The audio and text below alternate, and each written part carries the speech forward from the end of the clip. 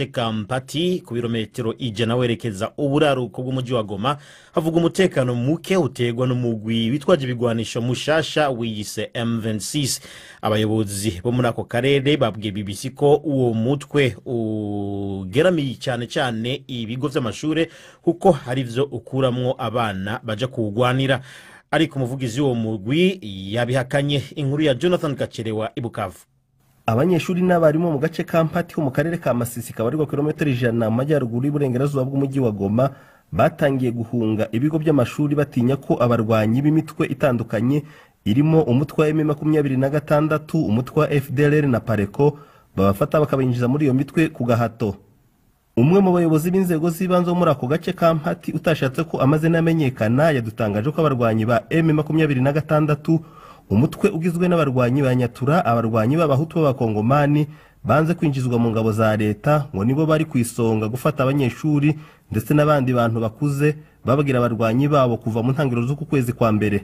Uwo muyobozi yadutangaje ko umutwe wa M26 wavutse tariki ya 26 kwezi kwa 10 umwaka ushize ukaba ufite icyicaro cyawo mu gace ka Mweso ho mu karere ka Masisi. Ikindi uwo muyobozi yadutangaje ngo nuko abo barwanyi bajya mu nkambi z'abakuwe mu byabo gufata insoresore kugira ngo babagira abarwanyi babo. Bosco umwe mu barimu twavuganye wo mu kigo cya Nyange kiri mu gace ka Mpati yadutangaje ko abana benshi basigaye batinya kujya kwiga ndetse ngo n'abarimu nabo bafite ubwoba ko abarwanyi ba M26 cyangwa FDLR na Pareko bashobora kubafata ngo bagiye guhagarika amasomo umwaka utararangira waruteganijwe gusozwa mu ntangiriro z'ukwezi kwa 7.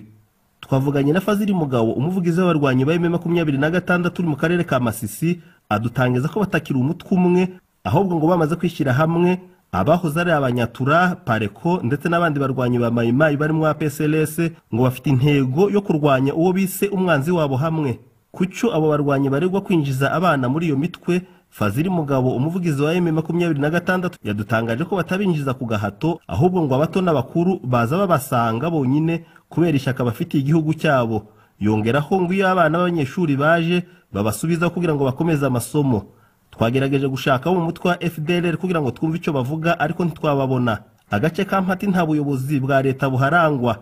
Abayobozi b'inzego z'ibanze bakaba bahamagarira leta guhaguruka mu maguru mashya kugira ngo bakemure iki kibazo.